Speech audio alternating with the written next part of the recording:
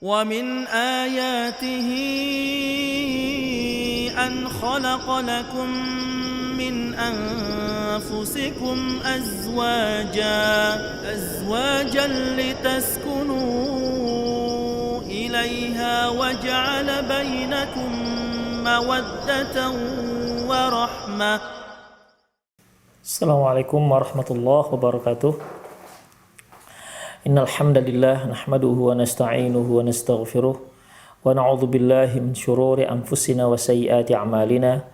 May yahdihillahu fahuwal muhtadi wa may yudlil falan tajida lahu waliyyan mursyida. Asyhadu an la ilaha illallah wahdahu la syarika lah wa asyhadu anna Muhammadan 'abduhu wa rasuluhu alladzi la nabiyya ba'dah. Wa qala Allah subhanahu wa ta'ala ya ayyuhalladzina amanu taqullaha haqqa tuqatih wa la tamutunna illa wa antum muslimun. Wa qala azza man qala ya ayyuhalladzina amanu taqullaha wa qulu qawlan sadida yuslih lakum a'malakum wa yaghfir lakum dhunubakum wa may yuti'illaha wa rasulahu faqad faza fawzan 'azima.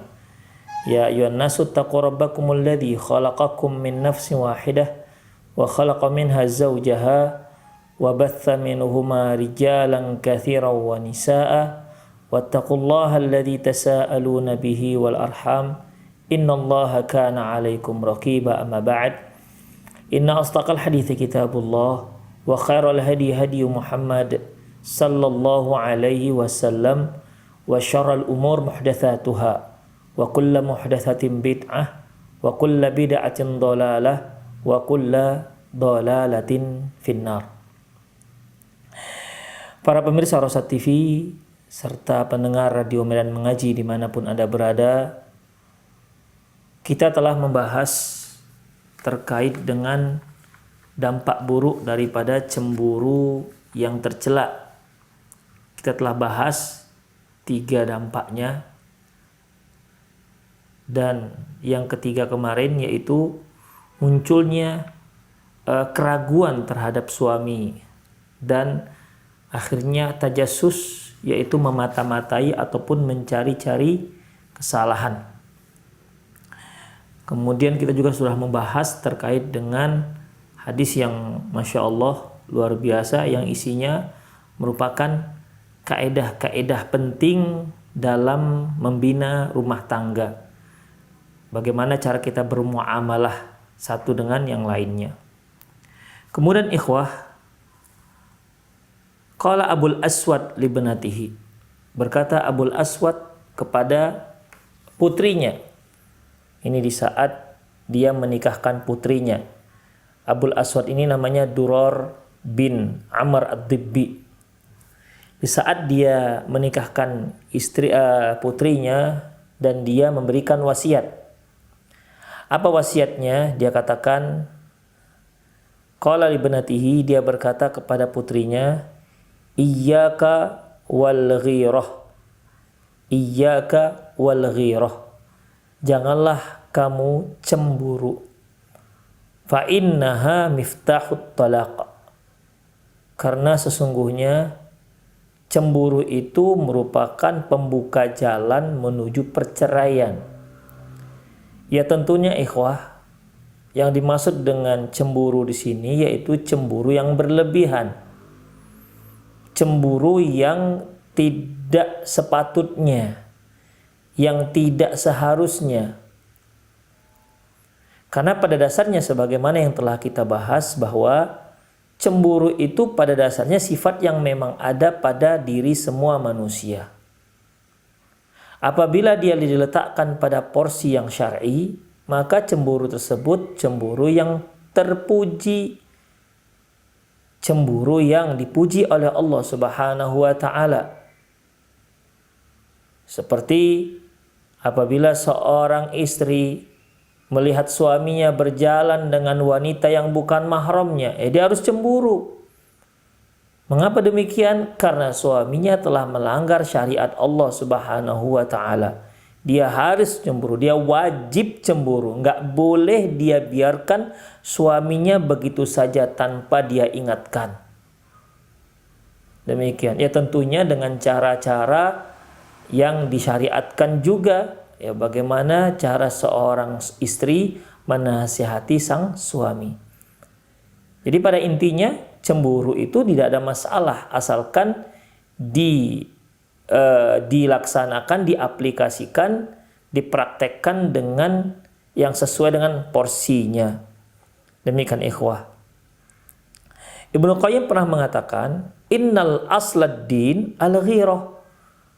Bahwasanya pada asalnya agama itu dibangun, ya, al-ghirah yaitu kecemburuan. Wa man la ghirata lahu la dina lahu. Yang enggak punya kecemburuan enggak ada agama. Ya. Berarti enggak punya agama. Demikian. Ya, ketika kita melihat seorang melakukan kemaksiatan, ya kita cemburu. Kita tidak ingin dia itu terperosok pada neraka Allah Subhanahu wa taala. Kita tidak ingin dia berguling ke lembah, terjungkal dalam lembah kenistaan yang dimurkai oleh Allah Subhanahu wa taala. Ya, itu dikarenakan kecemburuan kita. Tapi kalau kita cuek-cuek saja, ya, berarti tidak ada agama di sini, ikhwah. Bukankah Rasulullah sallallahu alaihi wasallam pernah bersabda, ad-dinun nasihah. Agama itu ya nasihat. Agama nasihat. Jadi kalau tidak ada lagi di sana nasihat, maka ya tidak ada agama, habis agama, punah agama ini. Ya. Akan hancur agama ini. Baik, karena di sana ada nasihat, dan nasihat itu muncul ketika kita ada kecemburuan terhadap seseorang. Kecemburuan yang disyariatkan oleh Allah Subhanahu wa taala. Demikian ikhwah rahimani Allahu wa iyyakum. Jadi dalam masalah ini, ya, kecemburuan itu pada dasarnya nggak ada masalah. Ada pada setiap diri manusia. Ya, yang nggak dibolehkan jika diletakkan pada porsi yang tidak pada tempatnya. Kalau seorang nggak punya cemburu sama sekali, sebagaimana yang dikatakan Ibnu Qayyim, wa man la ghirata lahu la dina lahu. Yang nggak punya rasa cemburu, ya tidak ada agama bagi dia. Bukankah Rasulullah sallallahu alaihi wasallam mengatakan bahwasanya dayus itu, seorang suami yang dayus tidak mencium bau surga? Ya. Kenapa? Dia biarkan istrinya berbuat maksiat, dia biarkan istrinya jalan dengan yang bukan mahramnya, dia biarkan anak-anak gadisnya berdua-duaan pergi dengan yang bukan mahramnya, dia biarkan putrinya menerima tamu seorang laki-laki dan mereka dibiarkan berduaan di ruang tamu misalnya. Ya, ini namanya dayus, membiarkan keluarganya melanggar syariat Allah. Dia biarkan istrinya, gadisnya, anak-anak perempuannya keluar rumah dengan tanpa memakai jilbab, tanpa memakai hijab syar'i, tanpa menutup aurat. Dia biarkan saja.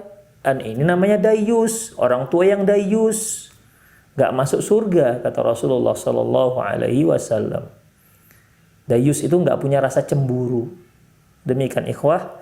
Jadi yang dimaksud dengan Abul Aswad Durar bin Amr ad-Dibbi, yang beliau maksud nasihatnya, ya, iyyaka wal ghirah, jangan kamu cemburu. Fa innaha miftahut talaq, sesungguhnya cemburu itu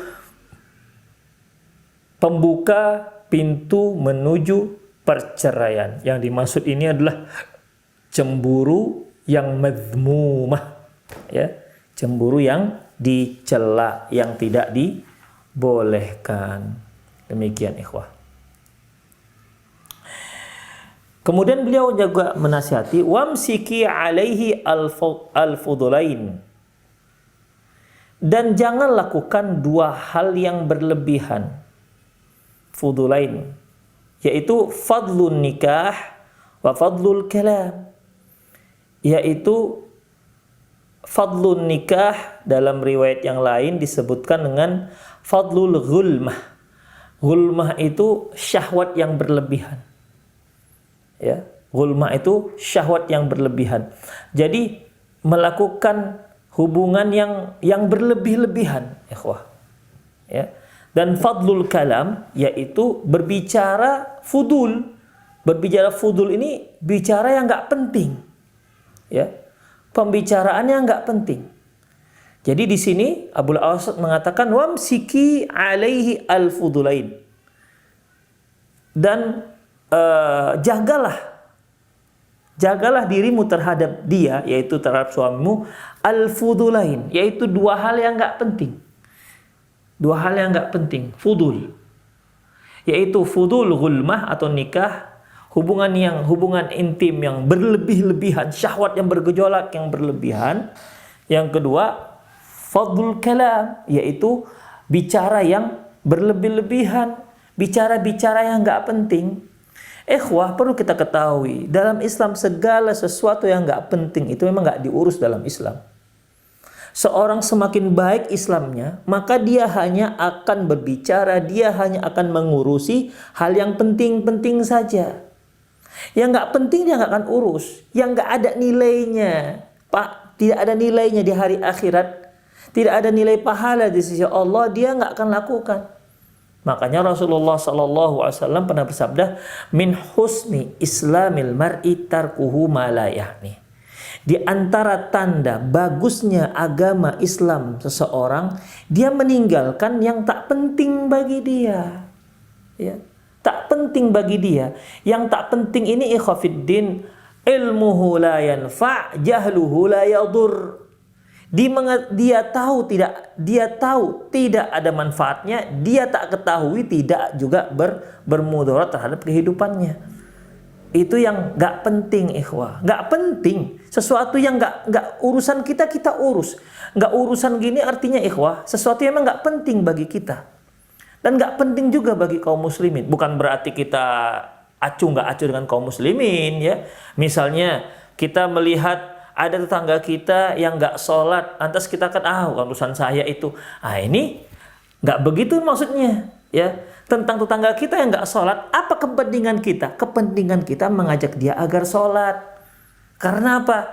Karena harapan kita seandainya Allah Subhanahu wa Ta'ala beri dia hidayah, kita berharap melalui kita. Demikian, li ayyahdiyallahu bika rajulan khairul laka min humurin na'am. Allah memberikan hidayah kepada seseorang itu lebih baik ketimbang unta merah. Jadi kita punya kepentingan di situ. Apa kepentingan kita, ikhwah? Kepentingan kita adalah kita ingin dia dapat hidayah melalui kita. Itulah kepentingan kita, dan itu baik untuk kita dan untuk akhirat kita serta untuk dunia kita. Jadi bukan berarti min husni islami mar'i tarkuhu la ya'ni, yaitu di antara tanda bagusnya Islam seseorang meninggalkan hal-hal yang nggak penting bagi dia, artinya dia cuek, itu bukan urusan saya, jadi it's not my business gitu ya. Misalnya ada dilihat ada di teban kita orang yang sedang dizolimi, itu bukan urusan saya, urusan sendiri, nggak penting bagi saya. Bukan begitu maksudnya, ya. Jangan salah dalam mengartikan hadis ini, ikhwah. Termasuk juga yang nggak penting dalam berbicara. Sesuatu yang nggak penting kita bicarakan, nggak usah dibicarakan. Ya, tidak usah dibicarakan. Demikian, nggak ada pentingnya untuk kita dan nggak ada pentingnya untuk masyarakat kita. Udah nggak usah dibicarakan. Demikian. Kita harus pakai konsep ku anfusakum ahlikum naro, selamatkan dahulu dirimu dan keluargamu dari api neraka. Kemudian ya kita selamatkan masyarakat kita dari api neraka. Demikian ikhwah rahimani Allahu wa iyyakum. Apa contoh sesuatu yang nggak penting misalnya? Yang nggak penting membicarakan tentang skor bola, Liga Inggris, Liga Eropa, itu nggak penting sama sekali. Mereka menang tak bertambah dunia kita, mereka kalah tak berkurang dunia kita. Bahkan bukan akhirat kita apalagi. Mau mereka menang, mau mereka tak menang, tak penting sama sekali bagi kita. Demikian ikhwah, nggak penting. Ya.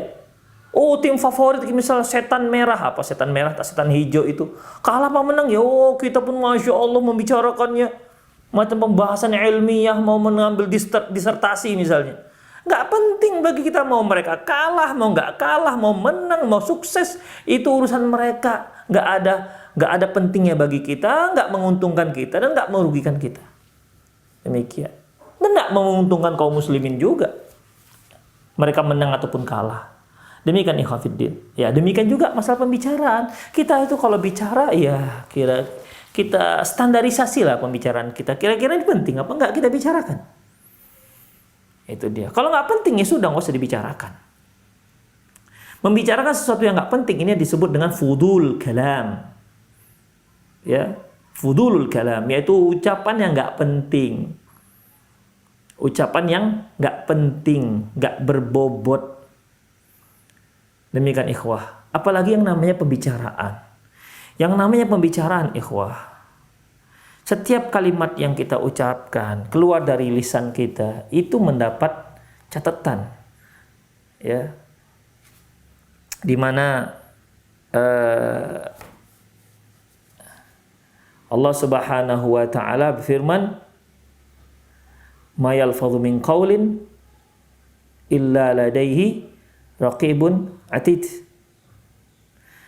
Ma yulfidhu min qaulin illa ladaihi raqibun atid. Tidaklah ucapan itu dilafazkan kecuali di sana ada raqib dan atid. Catat. Rasulullah sallallahu alaihi wasallam juga bersabda, "Innal 'abda la yatakallama bi kalimatin min sakhatillah la yalqa biha balan." Sesungguhnya seorang hamba mengucapkan satu ucapan yang membuat Allah marah. Yang membuat Allah marah. La yalqa biha balan. Yang dia tidak apa namanya. Dan dia tak mengetahui hal itu.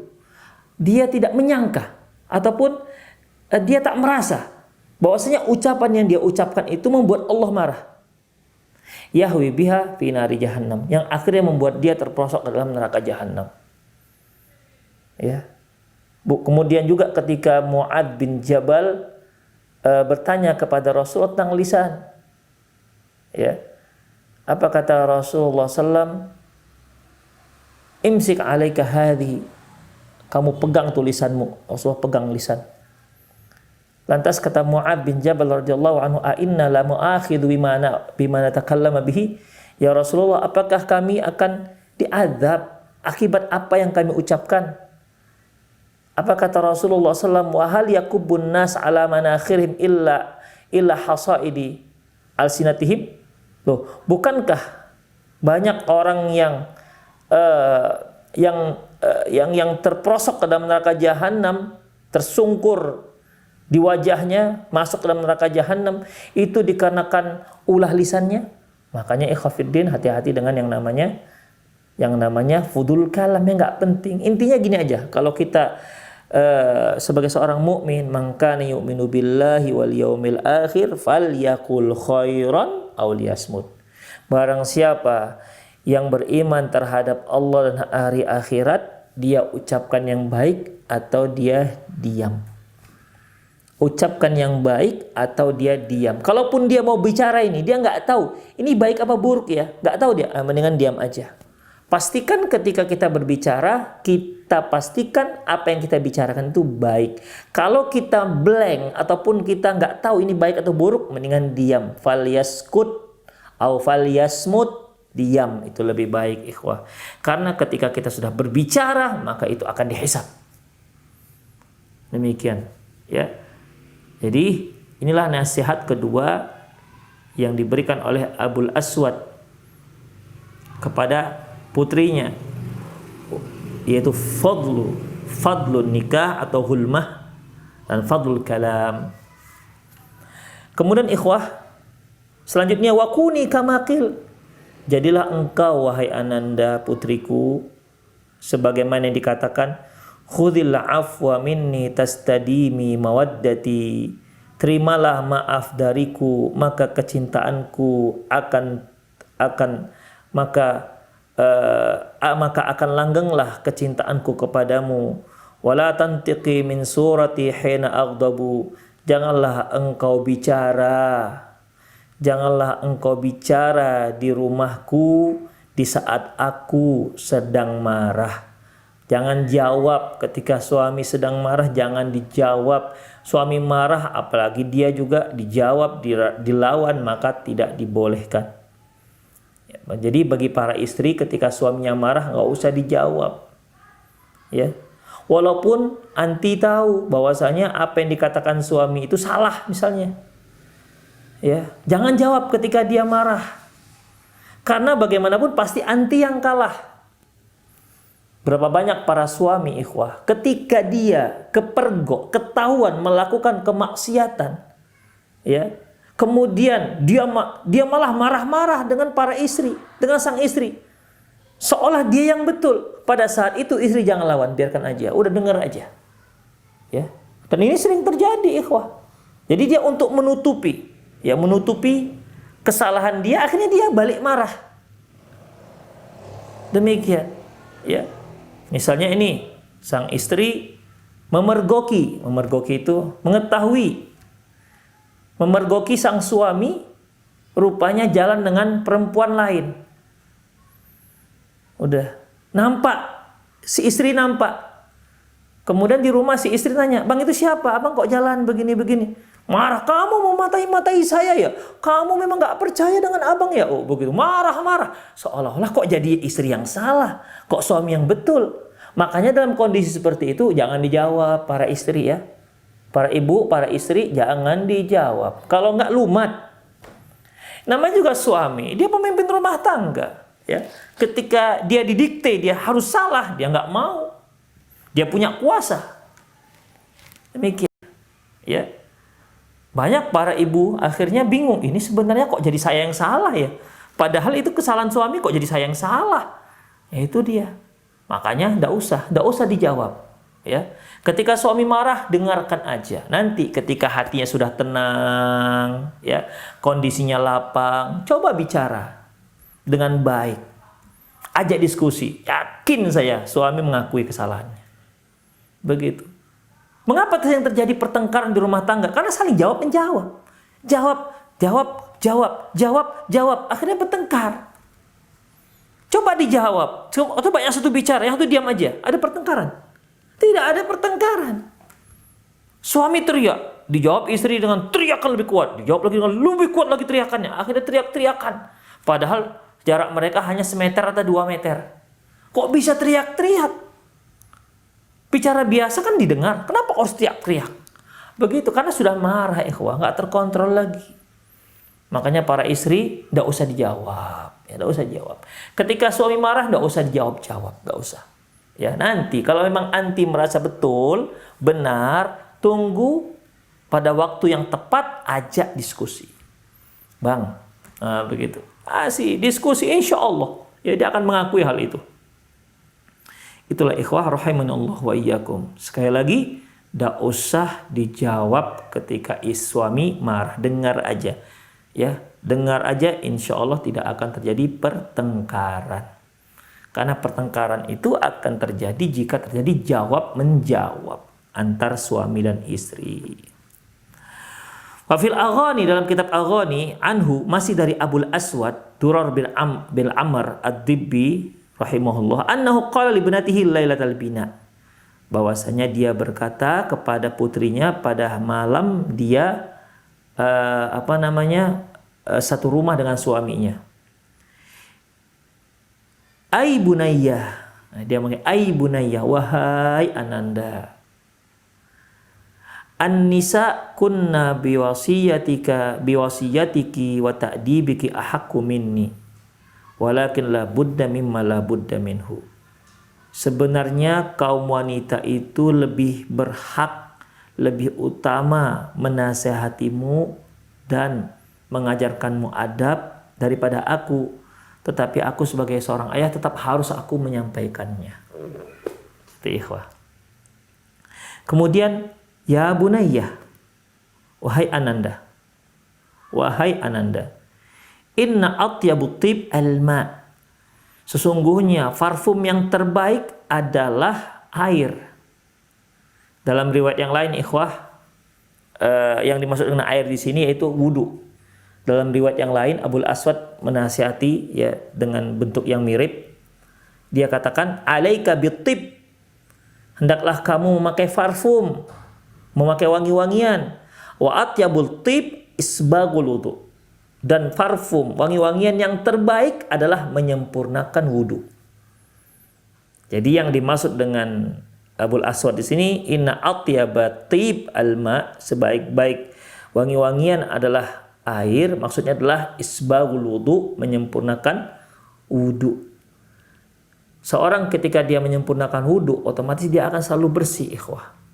Ya, bayangkan dia berkumur-kumur dalam satu hari 5 kali, apalagi kalau dia sebelum berwudu memakai siwak dulu, karena Rasulullah sallallahu alaihi wasallam mengatakan, laula an asyqa ala ummati la amartuhum bis-siwak 'inda kulli wudu. Seandainya tidak menyusahkan umatku, niscaya aku akan perintahkan umatku untuk bersiwak setiap kali wudu. Ini menunjukkan agar aroma mulut, ya, aroma mulut itu menjadi wangi, minimal tidak bau lah.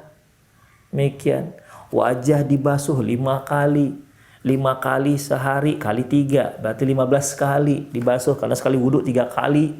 Kalau yang membasuh wudhunya 3 kali dalam sekali wudhu. Demikian basuh tangannya, demikian seterusnya. Inna atyabat tib alma, sebaik-baik wewangian adalah air. Jadi tidak ada alasan lagi nggak ada parfum.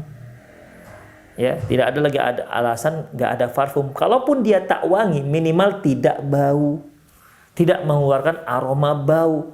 Dengan cara bagaimana? Ya, dia sering-sering berwudu, dia sering-sering membersihkan badannya dengan air. Itu ikhwah.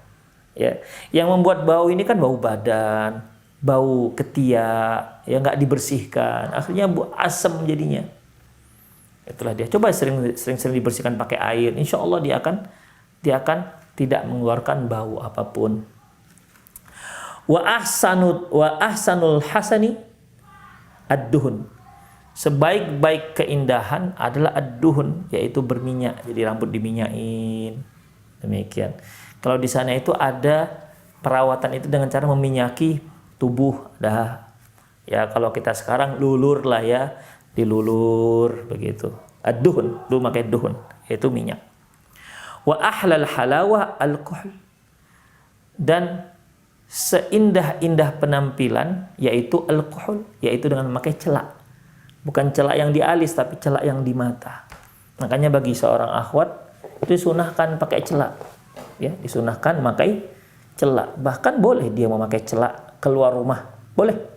Ya, tidak masalah. Sama seperti inai, kuku yang dihenna. Boleh dia merahkan kukunya dengan ina, dengan hina, dengan henna, ya, dengan inai. Kalau kita dengan daun inai boleh, silahkan. Ya, walaupun dia di luar boleh, nggak ada masalah. Termasuk perhiasan yang boleh untuk diperlihatkan. Boleh, pakailah celak ikhwah. Ya, untuk para akhwat. Makanya kalau kita lihat ada wanita yang pakai celak itu, nampak matanya semakin bagus, semakin indah, semakin cemerlang.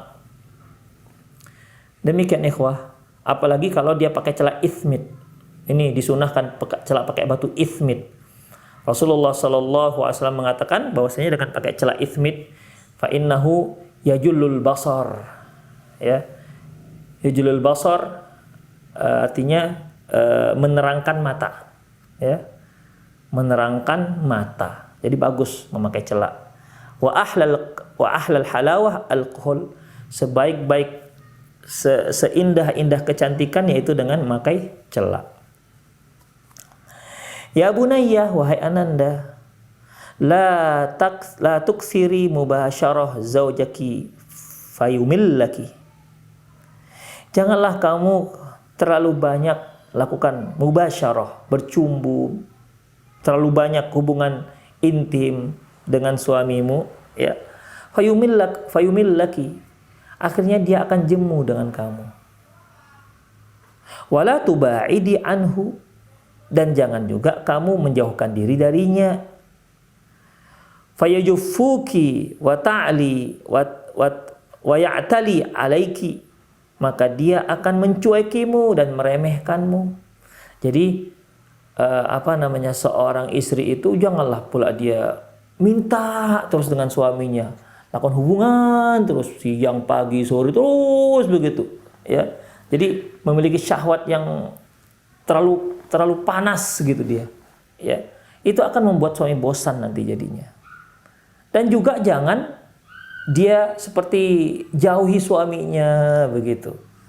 Ya, menjauhi suaminya, enggan didekati suaminya.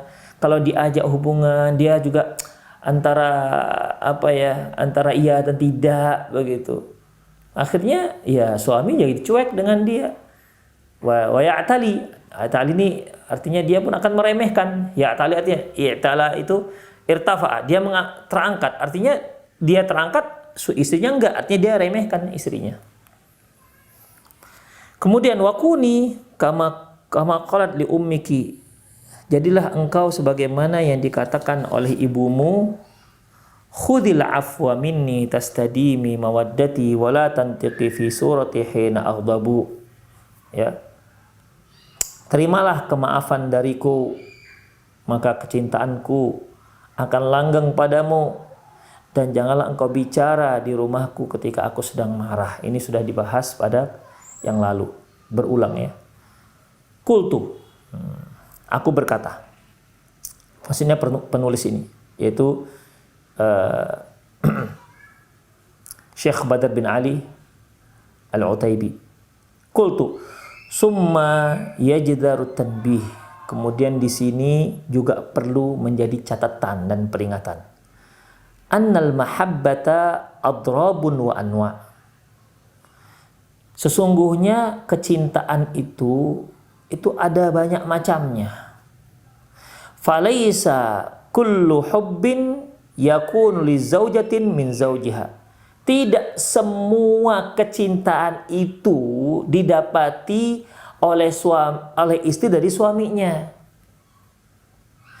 Fahubbul bir wasilah wasilah lil wa ul arham. Kecintaan untuk berbakti dan bersilaturahmi itu kecintaan untuk ibu dan kerabat-kerabat terdekat. Jadi nggak sama ikhwah. Kecintaan terhadap ibu, kecintaan terhadap suami, istri itu beda. Sama-sama kita sayang ya. Kita sayang kepada ibu kita sayang kepada istri kita. Tapi ini sayangnya itu beda-beda ya. Sayang yang kita berikan kepada istri kita beda dengan sayang yang kita berikan kepada ibu kita. Beda sayang yang kita berikan kepada saudara-saudara kita. Beda sayang yang kita berikan kepada anak-anak kita. Beda juga sayang yang kita berikan kepada kaum muslimin. Itu dia. Makanya sayang itu adrabun wa anwa. Punya banyak macam. Baik. Kemudian fahubbul 'athfi wa ri'ayati lisairil 'iyal. Kecintaan, belas kasih dan perhatian itu untuk anak-anak, iyal. Ya. Makanya ketika kita melihat, kita sayang dengan anak kita kan? Kita sayang, Masya Allah, bagaimana perasaan kita hanun terhadap anak-anak kita terutama. Sayang kita terhadap anak-anak ini kan beda dengan sayang kita terhadap istri. Demikian, ya. Sayang kita pada anak-anak misalnya ya, kita bisa main dengan mereka, begitu, bercanda dengan mereka. Beda dengan istri. Demikian ikhwah. Jadi rasa sayang yang kita rasakan juga beda. Jenisnya itu beda, nggak sama. Kemudian wahubbus sadaqah was-suhbah li ikhwanin wal istiqa. Demikian juga kecintaan terhadap kesetiaan, was-suhbah, suhbah itu dalam pergaulan ya, untuk teman-teman dan saudara-saudara kita itu juga beda. Ya, kita cinta dengan teman. Kita sayang dengan teman kita. Kan beda dengan sayang kita terhadap anak-anak kita. Sikap kita juga udah berbeda, ikhwah. Ya. Sikap kita juga berbeda.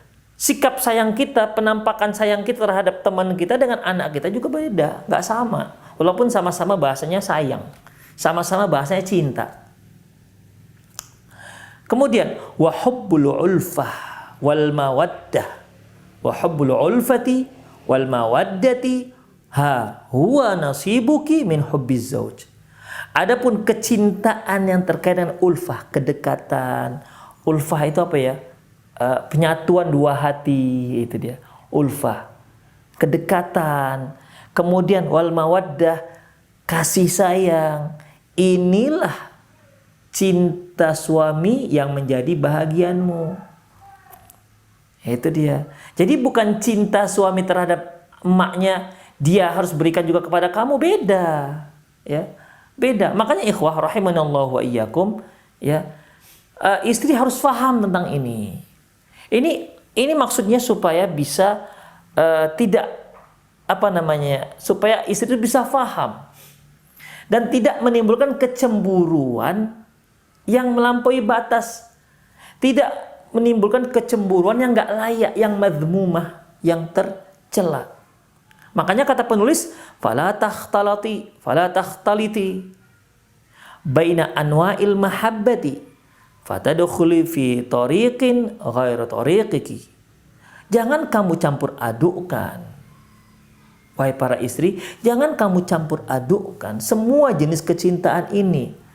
Akhirnya kamu akan masuk ke jalur yang bukan jalur kamu. Ya akan, kalau orang yang masuk ke jalur yang bukan jalur dia akan bingung. Dia akan bersikap aneh. Dia nggak mengerti, dia akan muncul sikap-sikap yang sikap-sikap yang tidak dibenarkan oleh syariat. Kenapa? Dia telah memasuki jalur yang bukan jalur dia. Demikian. Dia sudah salah dalam masalah ini. Makanya wa tutalibi bihaqqin laisa huwa min khasati huquqik. Sehingga kamu menuntut hak yang sebenarnya bukan hanya khusus punyamu. Itu dia. Ya.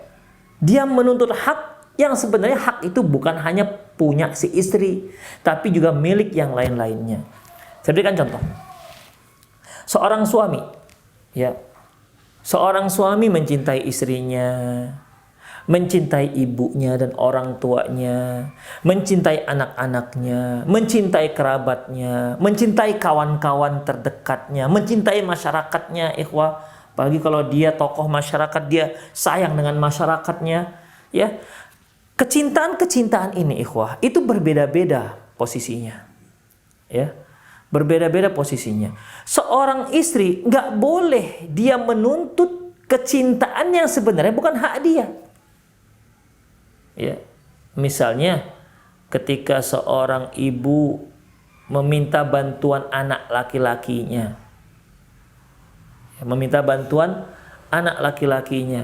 dan anak laki-lakinya ini memenuhi keinginan ibunya, istri jangan menghalangi hal tersebut. Jangan dia halangi, karena dia sedang menyalurkan kecintaannya kepada ibunya. Demikian. Jangan sampai seorang istri itu akhirnya dia cemburu terhadap ibu suaminya. Allahu Akbar. Kenapa? Dilihatnya suaminya sangat patuh. Apa yang diinginkan ibunya dia penuhi. Terlihat sangat sayang pada ibunya sehingga apa yang diinginkan ibunya dia taati. Istri cemburu. Jangan cemburu. Ya, tak benar cemburu seperti itu. Seharusnya dia bersyukur. Suami sering memberikan subsidi kepada ibunya, sering ngasih uang misalnya, ya, dari sisa gajinya misalnya. Ya, ibunya pun dengan senang hati menerima. Si istri nggak boleh cemburu. Kalau kebutuhan dia sudah terpenuhi, jangan dia cemburu. Nggak bisa bang, jangan kasih ibu lah bang, kasih saya aja semua. Kenapa sih si ibu-ibu aja dikasih? Itu bukan hak dia menuntut. Hak dia sudah diberikan. Ya, hak dia sudah diberikan oleh sang suami.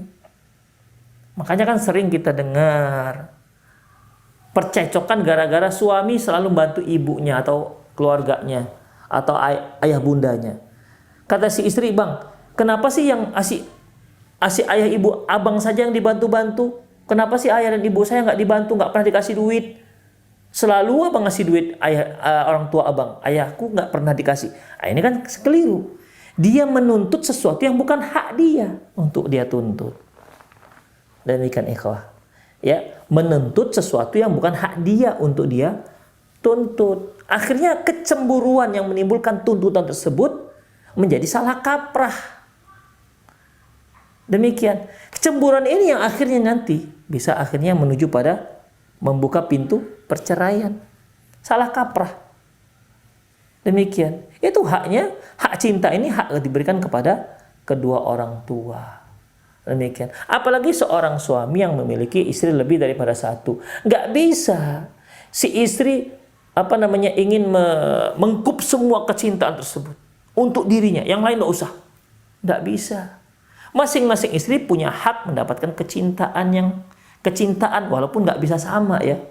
Kalau sudah bicara masalah cinta itu nggak bisa sama. Padahal istri-istri kan sama derajatnya. 1, 2, 3, 4 ini sama derajatnya. Tapi untuk memberikan kadar kecintaan yang sama itu nggak bisa. Ya. Karena ini masalah kasih sayang. Sebagaimana sabda Rasulullah SAW dalam sebuah hadis yang sebagian ulama mendhaifkannya, ya, tapi maknanya benar. Apa kata Rasulullah SAW? Allahumma hadza fima amliku, Allahumma hadza fima amliku, fala ta'khudni fima tamliku wala amliku. Ya Allah, inilah yang aku miliki. Janganlah engkau menghukumku akibat sesuatu yang engkau yang memiliki, bukan aku yang memiliki. Apa itu hati? Rasa kasih sayang. Makanya Rasulullah SAW ketika ditanya siapa wanita yang paling dia cintai, dia katakan Aisyah radhiyallahu anha. Beliau nggak katakan semua istrinya sama kecintaannya, enggak. Demikian ikhwah. Jadi itu masalah yang sebenarnya mendapatkan kasih sayang yang sama nggak bisa. Ini yang dikatakan Rasulullah SAW. Lan tastati'u an ta'dilu bainan nisa walau harastum. Kamu tidak akan sanggup untuk bersikap adil di antara istri-istrimu walaupun kamu sudah berupaya dengan sungguh-sungguh. Walau harastum. Ini maksudnya cinta dan kasih sayang. Jadi sesuatu yang nggak bisa disikapin secara adil, ya nggak bisa dituntut karena suami sendiri nggak bisa melakukan hal itu. Hati itu milik Allah Subhanahu wa Ta'ala. Tapi sesuatu yang menjadi kuasa suami, misalnya nafkah, ya, sandang pangan papan, itu boleh dia tuntut, ya, boleh dia tuntut. Misalnya masalah hari, boleh dia tuntut, bang, kenapa si kakak nomor 1 dapat jatahnya 3 hari, kok saya cuma 1 hari? Boleh dia tuntut. Kenapa? Itu hak dia. Jadi intinya ikhwafiddin, kalaupun dia timbul rasa cemburu, maka posisikan cemburu itu dengan porsi yang sebenarnya, yang disyariatkan. Jangan dia menuntut sesuatu yang bukan menjadi hak dia. Fala yahmiluki hubbuz zauji lil ummihi wa ukhtihi wa waladihi wa sadiqihi ala faratil ghirati. Janganlah sampai kecintaan sang suami terhadap ibunya, saudarinya, anaknya dan teman-temannya mengakibatkan kamu cemburu yang berlebihan. Wa tanghis mahabbatihi lima yuhib, dan menghalangi kecintaannya kepada yang orang-orang yang dia cintai. Jadi ikhwah rahimani Allah wa iyyakum, ya. Jadi dalam masalah ini intinya bahwasanya cemburu itu dibolehkan dalam Islam dan itu memang sudah menjadi tabiat manusia, tetapi alokasikanlah kecemburuan itu pada porsi yang sebenarnya, pada tempat-tempat yang memang disyariatkan, sehingga cemburu itu menjadi cemburu yang mamduhah, bukan cemburu yang madmumah, tercela, yang dimurkai oleh Allah Subhanahu wa Ta'ala. Demikianlah ikhwah, aku qauli hadza wastaghfirullah li wa lakum wa lisal muslimin innahu wal ghafur rahim. Kita selesai membahas pada nasihat yang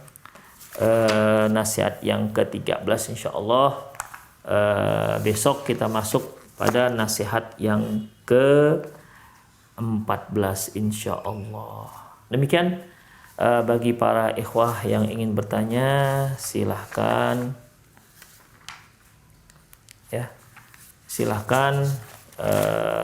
kirim pertanyaan Anda di 0895 6113 27778 0895 6113 27778.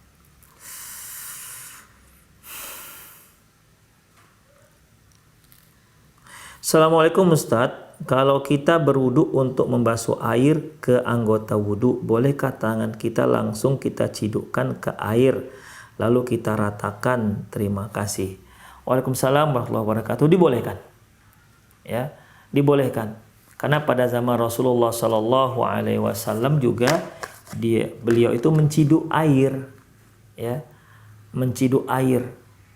Beliau menciduk dengan tangannya, ya, tidak tidak menjadi kategori kalau kita memasukkan tangan kita ke dalam tempat air atau bejana air maka airnya menjadi air mustakmal, enggak. Ya, boleh kita wudhu dengan cara menciduk, menciduk istaukafa, ya, menciduk dengan tangan dibolehkan. Karena pada dasarnya Rasulullah Shallallahu Alaihi Wasallam bersabda, al-ma'u tahurun la yunajjisu syai'. Air itu suci, tidak ada yang membuat dia menjadi najis. Illa in taghayyara rihuhu aw ta'muhu aw launuhu binajasatin tahdutsu fih. Kecuali jika berubah rasa, bau dan warna akibat masuknya najis. Ya, akibat masuknya najis.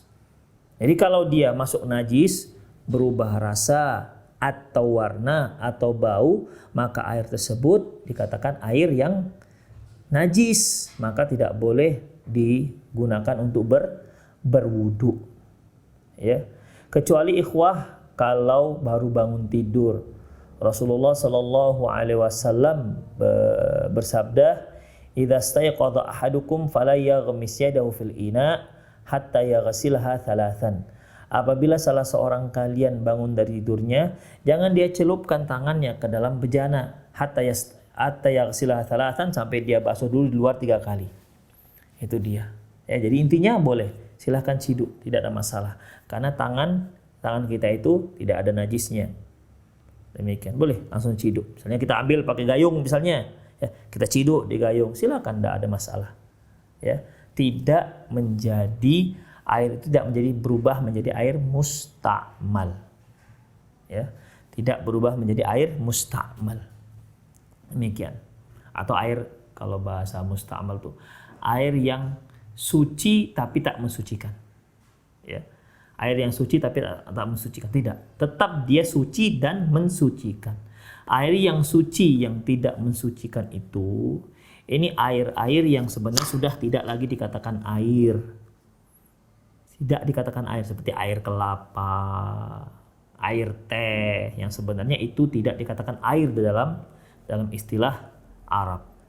Demikian. Allahu a'lam bishawab. Jadi intinya boleh, ya, boleh langsung menciduknya, dan pastikan di tangan Anda tidak ada najis. Allahu a'lam bishawab. Ustadz, apakah hukum Islam mengenal yang namanya harta gonogini? Barakallahu fiik wa fika barakallah.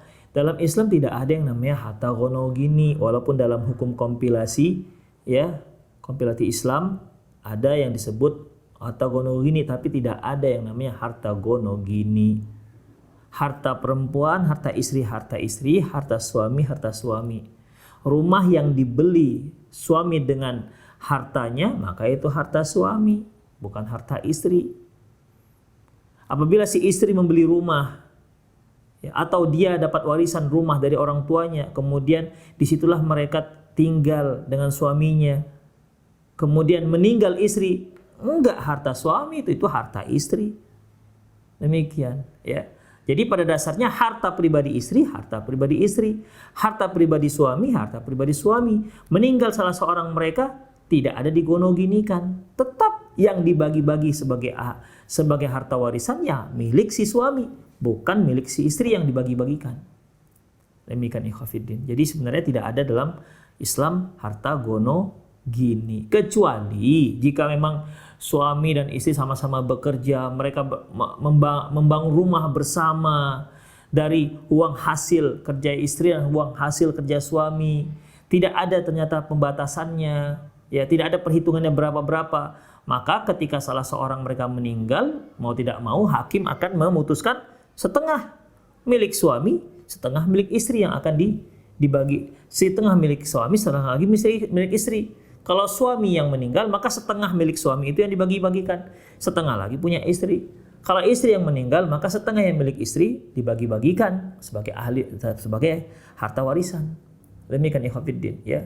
Itu kalau bercampur, ya. Kalau bercampur. Tapi kalau suami yang beli rumah, suami yang beli tanah, suami yang beli mobil, maka ketika meninggal ya semua harta milik suami itu dibagi-bagikan sesuai dengan fardu, sesuai dengan jatah yang telah Allah Subhanahu wa taala tentukan untuk ahli waris, tidak digonoginikan. Allahu a'lam bishawab.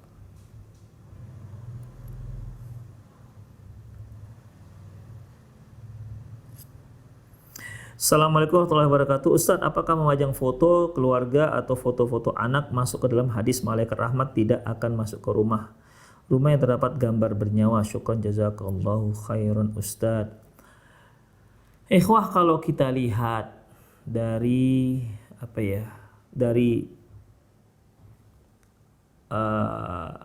bahasa surah, foto juga dikatakan surah, ya. Foto juga dikatakan surah.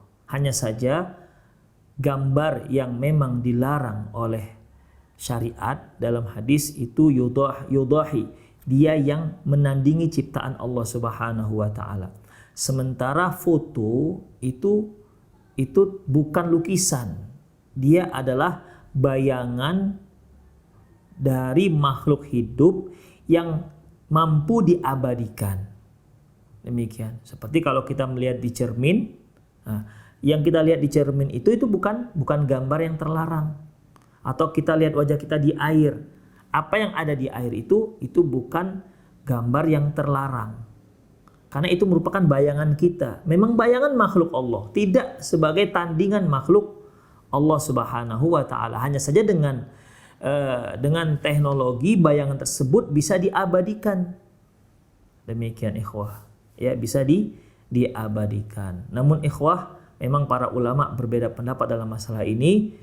Sebaiknya kita nggak usahlah pajang-pajang foto di rumah, ya, tak usah memajang-majangkannya. Udah foto-foto yang lama, foto-foto yang sudah ada masukkan dalam lemari atau dalam album, nggak usah dibuka-buka, nggak usah maksudnya dipajang-pajangkan. Kalau kita ketika ingin lihat ya baru dibukalah albumnya. Tapi untuk dipajangkan, saya mengkhawatirkan, nggak bisa memastikan, mengkhawatirkan masuk dalam hadis di mana malaikat rahmat tidak masuk ke rumah yang ada gambar, yang ada anjingnya. Ada gambar dan rumah yang ada anjing di dalamnya. Allahu a'lam bishawab.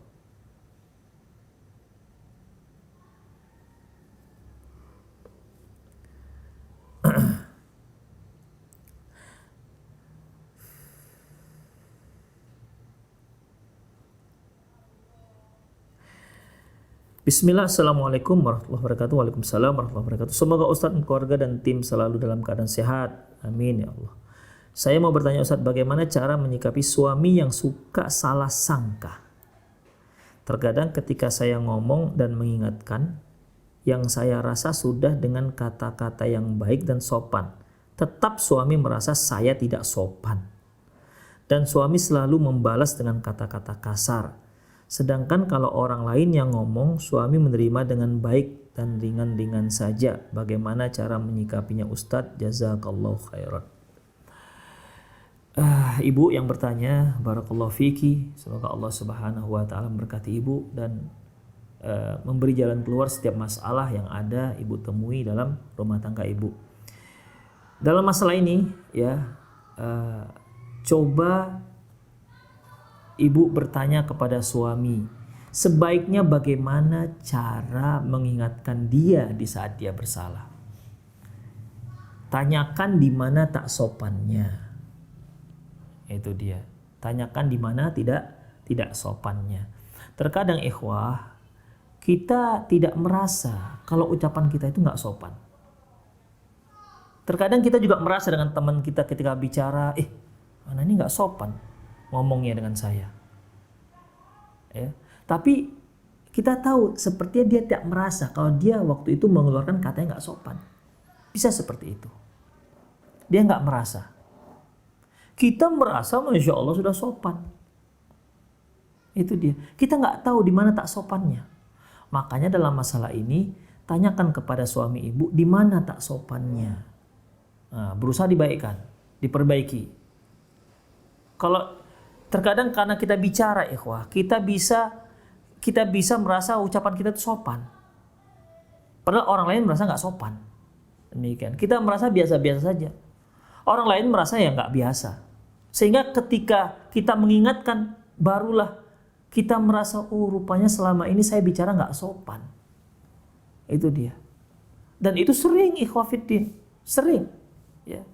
Makanya dalam masalah ketika kita bergaul, ya kita harus memaklumi dalam masalah ini. Kalau itu terjadi pada diri orang lain kepada kita. Karena bisa saja kita juga seperti itu kepada orang lain tanpa kita sadari.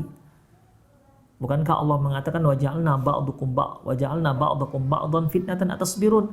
Kami jadikan sebahagian kalian sebagai cobaan bagi sebahagian yang lain. Atasbirun, apakah kalian bersabar atau tidak? Jadi kita harus banyak bersabar. Ya. Ketika kita dikatakan orang, kamu nggak sopan lo ngomongnya. Kita harus banyak sabar. Kita harus sabar. Minta tolong pada dia di mana sih tak sopannya. Begitu. Minta tolong pada dia. Jadi demikian juga ibu, ketika ibu mau mengingatkan sang suami, coba diberi muqaddimah, bang, maaf bang ya, adik mau mengingatkan abang, tapi tolong kalau seandainya nggak sopan, tolong dimaafkan. Gitu, ya. Sehingga ucapan kita itu bisa kita kontrol, demikian. Karena bisa ketika kita menasihati seseorang dengan keadaan emosi, kita merasa sopan, nggak sopan, demikian. Jadi bukalah pembicaraan, buka komunikasi dengan suami ibu.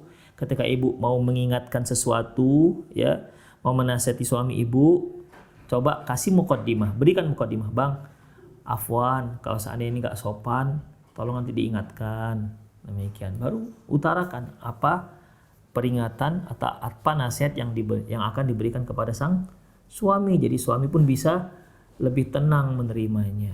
Demikian. Jangan begitu suami datang kemudian diberi nasihat-nasihat yang dia bisa membingungkan dirinya sendiri. Assalamualaikum Ustaz, saya mau bertanya. Saya punya kakak laki-laki. Dia sudah menikah, tapi sekarang kondisi rumah tangganya sedang tidak baik. Dan kata kakak ipar saya, dia sering ngucapin kata cerai bahkan lebih daripada 3 kali dia ucapinnya. Apakah saya salah Ustadz jika selalu diem? Soalnya saya segan mau bilang bahwa jika seorang laki-laki mengucapkan cerai maka dia harus berpisah. Apakah saya dosa Ustadz jika saya selalu diam? Jazakumullahu khairan. Waalaikumsalam warahmatullahi wabarakatuh. Wa jazakallahu khairan. Pada akh yang bertanya, jangan diam. Beritahukan. Bisa saja kakak ipar ya. Bisa saja kakak ipar itu nggak paham tentang masalah ini. Bahwasanya cerai itu kalau diucapkan jatuh. Dan ini bukan satu hal yang asing. Bahwasanya banyak kaum muslimin yang nggak paham tentang masalah ini. Berapa banyak yang bertanya kepada saya, Ustadz, saya mengucapkan kata talak cerai pada istri saya. Terus jatuh nggak Ustadz? Jatuh, saya katakan. Tapi saya mengucapkan itu sedang marah. Lantas saya katakan, loh, mana ada orang mencerai istrinya dalam keadaan nggak marah? Lagi makan malam, lagi romantis. Setelah itu katakan, Dik, kita cerai ya, Dik. Mana ada kan? Orang ya kalau menjatuhkan talak pada istrinya dalam keadaan marah. Hanya saja marah itu ada 2. Marah yang membuat akal waras orang nggak ada. Seperti orang gila dia. Ditinjunya dinding, padahal dinding lebih kuat dibandingkan tangannya. Patah tangannya. Dihempaskannya kepala ke dinding. Saking emosinya. Padahal dia tahu kepalanya lebih lembek dibandingkan dindingnya. Benyok kepalanya. Itu namanya nggak waras. Yang seperti ini dalam kondisi marah yang sampai seperti orang gila, hilang akal warasnya, maka ketika dia ucapkan cerai pada saat itu nggak jatuh. Kenapa? Dia nggak waras pada saat itu. Tapi ketika dia waras, walaupun dia marah, jatuh. Buktinya dia jawab jawaban. Dasar kamu ini orang pemalas, kata suaminya kepada istrinya. Abang juga pemalas, saut-sautan. Berarti kan waras. Dia faham. Jatuh walaupun dalam keadaan marah. Demikian. Jadi marah yang akalnya masih sehat, yang akalnya masih mencerna apa yang diucapkan. Itu baru yang itu dikatakan yang itu jatuhlah talaknya. Itu satu, ya. Kesalahan yang terjadi. Dengira bahwasanya kalau kita cerai, kalau seorang mencerai istrinya dalam keadaan emosi nggak jatuh, itu keliru. Yang kedua, nggak tahu bahwasanya talak itu hanya 3 jatahnya. Ya, bahwasanya talak itu hanya 3 jatahnya. Ya, kalau dia katakan aku cerai kamu, udah jatuh 1 talaknya. Demikian.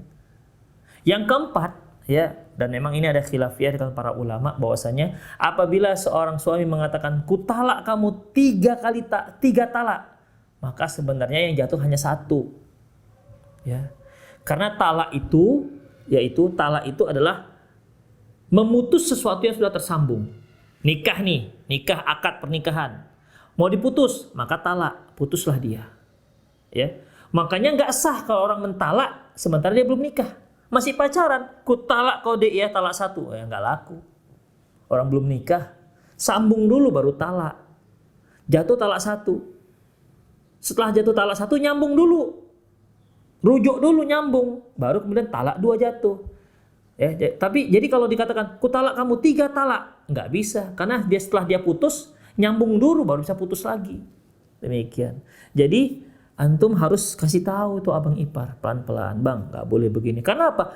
Karena dia jatuh pada perzinahan nanti kalau seandainya yang betul-betul sudah habis jatah talaknya yang 3.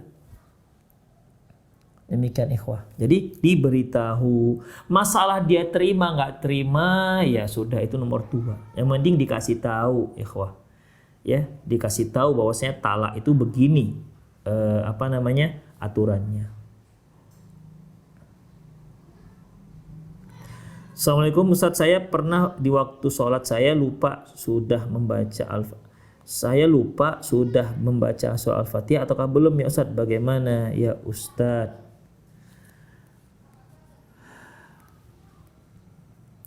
Dia lupa apakah dia belum baca Al-Fatihah ataukah sudah dia baca Al-Fatihah. Ya kalau dia kalau dia masih dalam rakaat tersebut, ya kalau dia masih dalam rakaat tersebut, misalnya dia ruku nih, ya dalam keadaan ruku, tadi saya habis setelah baca iftitah baca Al-Fatihah nggak ya? Lupa dia. Maka dia bangkit lagi, balik. Ya, dia balik. Dan dia yakinkan baca Al-Fatihah. Kemudian lanjut. Kalau seandainya dia sudah lewat rakaat yang pertama, masuk ke rakaat kedua, dan dia lupa apakah sudah baca atau enggak baca Al-Fatihah, ya, Al-Fatihahnya. Bagaimana? Ikhwah, maka dia anggap rakaat pertama itu tidak ada. Jadi rakaat kedua itu dianggap rakaat yang pertama. Kemudian nanti dia sujud sahwi di akhir sholat. Allahu a'lam bishawab. Bismillah. Assalamualaikum Ustaz. Mau bertanya, apakah sisa uang belanja yang diberikan suami menjadi milik istri ataukah milik suami? Pada dasarnya suami kan memberi uang belanja itu sesuai dengan kebutuhan belanja. Ya, sisanya ya punya suami. Makanya para istri minta aja atau bilang kepada suami, bang ini kalau ada uang sisa belanja untuk saya ya. Kalau kata suami, ya untukmu, udah berarti punya ibu, ya punya para istri itu sisa uang belanja. Tapi kalau kata suami, oh nggak bisa, kembalikan ke saya misalnya, ya maka dia tetap menjadi hak milik sang suami. Demikian. Jadi kalau ibu ragu dalam masalah ini, kalau ibu nggak bertanya, dia kembalikan ke hukum asal. Sisa uang belanja itu punya suami. Karena asalnya dia dari suami.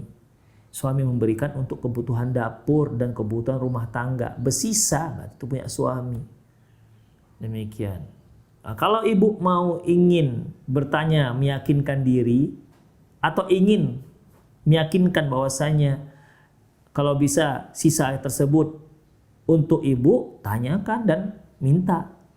Demikian supaya hukumnya tersebut benar-benar yakin, karena Tidak boleh seorang istri mengambil harta suami. Haram hukumnya, mencuri itu haram. Kecuali jika memang suami tidak memberikan nafkah yang cukup. Padahal dia punya. Dia mampu memberikan yang cukup tapi tak dia berikan. Seperti halnya kejadian pada Hindun radhiyallahu anha, istri Abu Sofyan. Dia katakan, ya Rasulullah, wahai Rasulullah, inna Abu Sofyan rajulun syuhha. Sungguhnya Abu Sofyan itu seorang yang pelit. La yu'ti ma yakfini wa waladi. Dia tidak memberikan nafkah yang cukup untukku dan untuk anakku. Boleh nggak aku ambil tanpa sepengetahuan dia? Kata Rasulullah SAW, khudhi ma yakfiki wa waladaki bil ma'ruf. Ambillah secukupnya, ambillah yang cukup, ambillah untukmu dan untuk anakmu secukupnya. Secukupnya ini khafidin bil ma'ruf. Ma'ruf ini sebagaimana telah kita bahas pada kajian-kajian lalu, yaitu sesuai dengan kondisi. Gimana ma'rufnya itu? Ya. Tentunya yang cukup bagi penduduk Dubai bedalah yang cukup bagi penduduk Medan misalnya. Beda yang cukup untuk penduduk Jogja misalnya, ya. Beda-beda yang cukupnya. Makanya yang cukup sebagaimana yang kebiasaan masyarakat setempat. Selebihnya itu kembali kepada milik sang suami. Allahu a'lam bissawab. Ustaz, gimana kalau istri memang gak cinta sama suami dan kami saling mengenal sunnah dan selalu minta cerai, apa dia sombong karena kecantikannya? Dan suami sudah berusaha sebaik mungkin berhubungan dengan istri. Dia bersumpah demi Allah tidak pernah cemburu dengan suaminya dan istri selalu berbuat acuh ke suaminya. Masalah ini tidak bisa diselesaikan dengan sekedar bertanya seperti ini. Masalah ini harus didatangkan suami dan istri, dihadapkan, ya, ditanyakan kepada istri kenapa dia cuekin suaminya. Demikian baru kita bisa memberikan solusi dan menjawabnya. Karena masalahnya ya bisa saja suami menilai istri itu sombong karena kecantikannya, atau bahasa Medan sok cantik kali gitulah kira-kira, ya. Itu mungkin saja kesimpulan dari sang suami.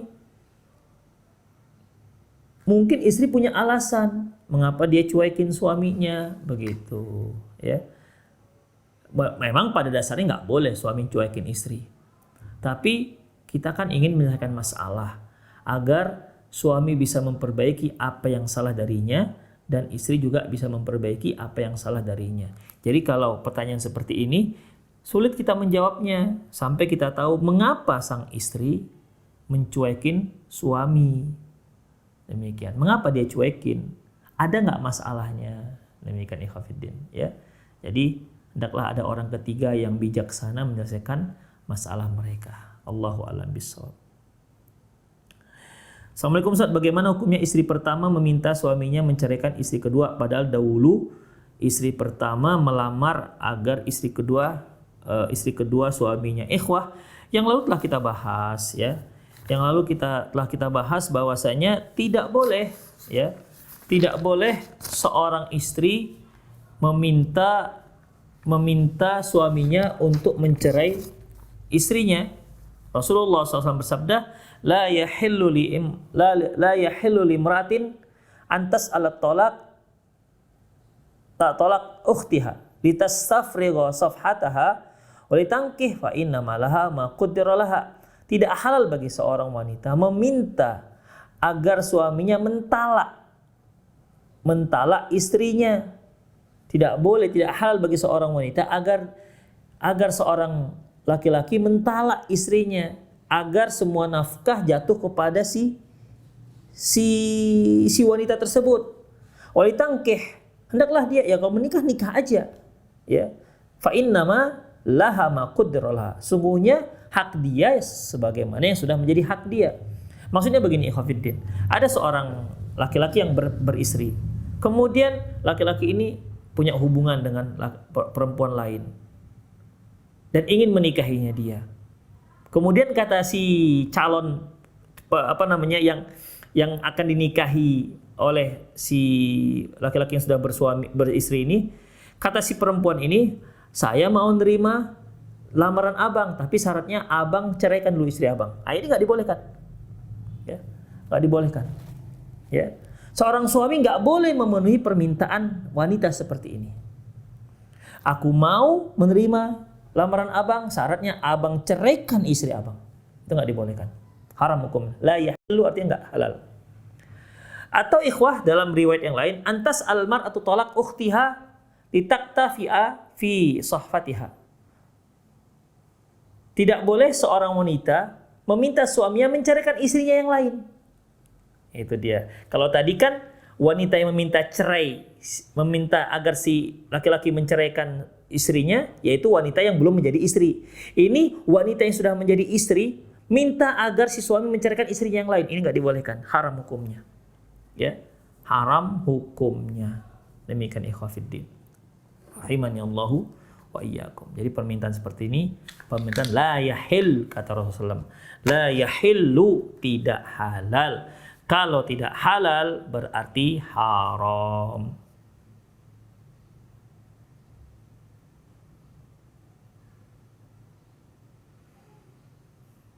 Baik ikhwah, semoga apa yang kita bahas bermanfaat. Lebih dan kurang mohon maaf. Aku qouli hadza wa astaghfirullah li wa lakum. Walisal muslimin innahu wal ghafurur rahim. Kita akhiri dengan subhanakallahumma wa bihamdik, asyhadu an la ilaha illa anta, astaghfiruka wa atubu ilaik.